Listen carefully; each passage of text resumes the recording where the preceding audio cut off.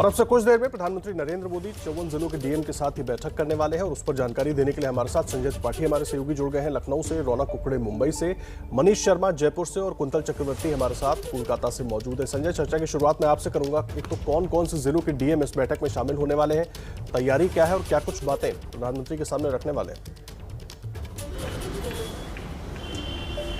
देखिए आदर्श, उत्तर प्रदेश में 4 जिले शामिल किए गए हैं इस बैठक में, जिनमें राजधानी लखनऊ के अलावा प्रधानमंत्री मोदी का संसदीय क्षेत्र वाराणसी है, बरेली है और नोएडा है। नोएडा की बात अगर ना करें तो बाकी के जो 3 जिले हैं, उन 3 जिलों में कोरोना का संक्रमण बहुत तेज़ी से फैला था और सबसे ज़्यादा विकराल स्थिति राजधानी की लखनऊ की ही रही थी। बड़ी संख्या में केसेज यहाँ पर आए थे। तो आज जो चर्चा होगी उसमें ये समझा जाएगा कि कैसे कोरोना का संक्रमण फैला, क्या दिक्कतें आई, कैसे नियंत्रित किया गया, ये सारे बिंदु लिए जाएंगे।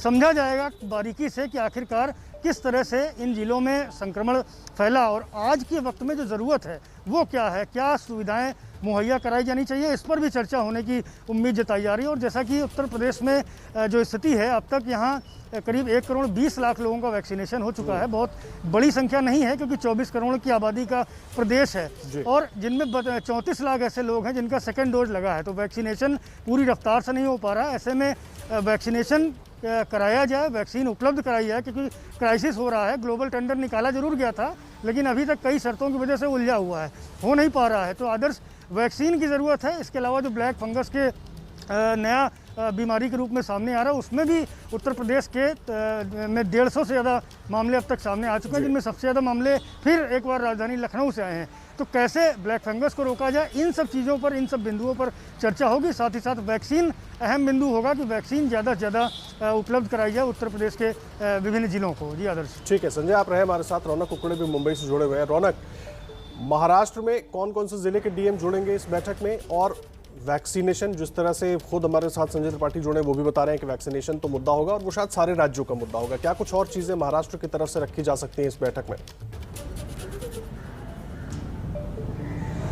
जी देखिए आदर्श, हमें जो जानकारी मिली है उसके मुताबिक महाराष्ट्र के 17 डिस्ट्रिक्ट कलेक्टर मुख्यमंत्री उद्धव ठाकरे के साथ प्रधानमंत्री की इस बैठक में शिरकत कर रहे हैं। मुख्य तौर पर इस बैठक में महाराष्ट्र की तरफ से केंद्र सरकार को यही बताने की कोशिश की जाएगी कि जो सबसे ज़्यादा अफेक्टेड एरिया है, जहाँ पर फिलहाल सबसे ज़्यादा मात्रा में केसेज जो है कोरोना के सामने निकल कर आ रहे हैं, वहाँ पर किस तरह से लड़ाई लड़ने के लिए सरकार और ख़ासतौर से जिला प्रशासन ने रणनीति बनाई है, उसको लेकर बात जो है इस बैठक में रखने की प्रमुखता से कोशिश की जाएगी। और ये भी समझने की कोशिश की जाएगी कि जहाँ पर सबसे ज़्यादा जल्दी रिकवरी रेट आया है, जहाँ पर सबसे ज़्यादा कंट्रोल हुआ है, वहाँ पर उन इलाकों में प्रशासन ने किस तरह से काम किया है। तो ये सभी बातों पर यहाँ जिक्र किया जाएगा। वैक्सीनेशन की बात होगी, लेकिन उससे भी महत्वपूर्ण है महाराष्ट्र में जो ब्लैक फंगस है उसका लगातार प्रकोप बढ़ता जा रहा है। आदर्श, कल जो जानकारी स्वास्थ्य मंत्री राजेश टोपे की ओर से दी गई है, करीबन 1500 लोग ब्लैक फंगस की वजह से संक्रमित पाए गए और उसमें 90 लोगों की मौत हो गई है।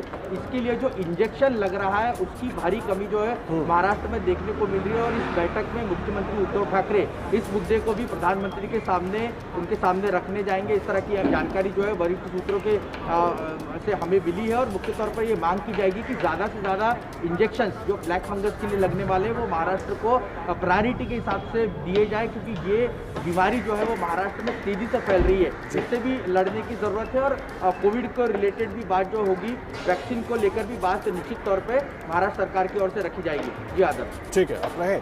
मनीष शर्मा हमारे साथ, हमारे सहयोगी जयपुर से जुड़े हुए। मनीष, राजस्थान के हालात को लेकर कौन कौन से जिलों के डीएम मौजूद होंगे और क्या क्या बातें रख सकते हैं? खुद मुख्यमंत्री भी मौजूद रहेंगे इसमें? जी आदर्श, बिल्कुल। राजस्थान के 5 जिलों का चयन किया गया है, जिनमें उदयपुर, कोटा, बीकानेर, ये तीनों संभागीय मुख्यालय हैं। इसके अलावा पाली और श्री गंगानगर 2 जिले ऐसे हैं जिनके डीएम प्रधानमंत्री के साथ इस बैठक में रहेंगे। जहां तक बैठक का एजेंडा है, बहुत साफ है। ऑक्सीजन मैनेजमेंट, हॉस्पिटल मैनेजमेंट, इन दोनों मुद्दों को लेकर इन 5 जिलों के कलेक्टर अपनी ओर से प्रधानमंत्री को ये बताएंगे कि कैसे ऑक्सीजन की कमी को केंद्र सरकार के सहयोग से दूर किया गया, लेकिन अब बड़ी समस्या ब्लैक फंगस की है और एंटी फंगल इंजेक्शन केंद्र सरकार से मांगे गए हैं। इसके अलावा रेमडेसिविर जो इंजेक्शन लगातार राजस्थान सरकार मांग रही है। अगर वैक्सीनेशन की बात करें आदर्श, तो राजस्थान में 2 करोड़ से ज़्यादा लोगों को वैक्सीनेट किया जा चुका है। हालांकि बीच बीच में वैक्सीन की कमी होती है, लेकिन केंद्र सरकार से फिलहाल राज्य को पर्याप्त वैक्सीन मिली है। खुद राज्य सरकार ने भी सीरम कंपनी को अपनी ओर से ग्लोबल टेंडर के जरिए आदेश देने की तैयारी की है। तो कुल मिलाकर किस प्रकार से इन 5 जिलों में मैनेजमेंट किया गया, खास तौर पर ऑक्सीजन और हॉस्पिटल में जो बेड है, ऑक्सीजन बेड, उनको लेकर और तमाम जिला कलेक्टर्स ने इसी को लेकर तैयारी की है। मुख्यमंत्री अशोक गहलोत भी इस बैठक में प्रधानमंत्री के साथ संवाद करेंगे। जी आदर्श। ठीक है मनीष, आप रहे। कुंतल चक्रवर्ती कोलकाता से मौजूद है हमारे साथ। कुंतल, पश्चिम बंगाल में लॉकडाउन है, कहां से जुड़ेंगे डीएम, एक बात, और खुद मुख्यमंत्री ममता बनर्जी भी जुड़ेंगी। अब सवाल यह है कि काफी लंबे वक्त के बाद ममता बनर्जी और प्रधानमंत्री किसी कार्यक्रम में एक साथ जुड़ेंगे आपस में, क्या कुछ बातचीत हो सकती है? कोरोना पर तो बात होगी, तैयारियों पर तो बात होगी, जरूरतों पर तो बात होगी, इसके अलावा? देखिए, पश्चिम बंगाल में फोकस है उत्तर 24 परगना, दक्षिण 24 परगना, कोलकाता, हावड़ा और नदिया, जो कोलकाता के सटे हुए जो डिस्ट्रिक्ट्स है इन पर, क्योंकि उत्तर 24 परगना को देखा जाए तो 4000 से ज़्यादा केसेस एक दिन में सामने आई थी, 48 लोगों की मौत हो गई थी, और बंगाल में पिछले एक दिन में कुल मौत की संख्या है 157। ये संख्या धीरे धीरे बढ़ रहा है, तो इसीलिए चिंता का विषय है। और आज बैठक में मुख्यमंत्री ममता बनर्जी के साथ साथ चीफ सेक्रेटरी, हेल्थ सेक्रेटरी और होम सेक्रेटरी भी शामिल रहेंगे, और वैक्सीनेशन की जो कमी है इस मुद्दे को उठाया जाएगा आज बैठक में, जहां देश में 45 साल के ज़्यादा उम्र के लोगों के वैक्सीनेशन परसेंटेज अगर देखा जाए जो है 32%, बंगाल में वो संख्या है 25%, यानी कि 7% कम। तो ये आंकड़े को कैसे बढ़ाया जाए आने वाले दिनों में, इस पर चर्चा होगी। और ऑक्सीजन प्लांट्स, फिलहाल तो ऑक्सीजन की कमी बंगाल में नहीं है, लेकिन ऑक्सीजन सिलेंडरों की कमी की वजह से काफ़ी दिक्कतों का सामना करना पड़ रहा है। इस मुद्दे को लेकर भी बातचीत होने की संभावना है। आदर्श जी, आप रहे कुंतल हमारे साथ, और एक बार अपने दर्शकों को दिखा देते हैं कि वैक्सीनेशन की जो रफ्तार है वो किस तरीके से घट रही है। ग्राफिक्स के जरिए वो भी समझाने की कोशिश करते हैं, क्योंकि सभी राज्यों की मांग है कि वैक्सीन ज्यादा से ज्यादा मिले ताकि वो अपने अपने राज्यों में लोगों को वैक्सीनेट कर पाए। देखिए, 15 मई को 17,33,232 वैक्सीनेशन हुई, और 16 मई को 6,91,211 लोगों को वैक्सीनेट किया गया। 17 मई को 15,10,418 लोगों को वैक्सीनेट किया गया। 18 मई को 13,12,155 लोगों को वैक्सीनेट किया गया। 19 मई को 11,66,090 लोगों का ही वैक्सीनेशन हो पाया। आप देख रहे हैं वैक्सीनेशन की रफ्तार लगातार कम होती दिख रही है। बीच में तो काफी कम हो गई थी, 6 लाख के आसपास चली गई थी।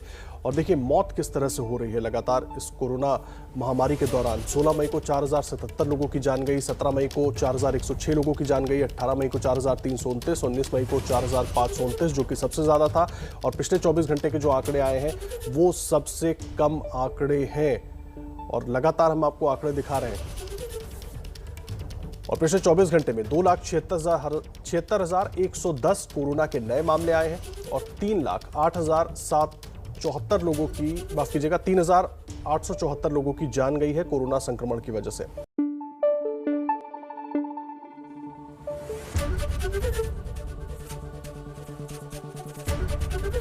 एबीपी न्यूज आपको रखे आगे।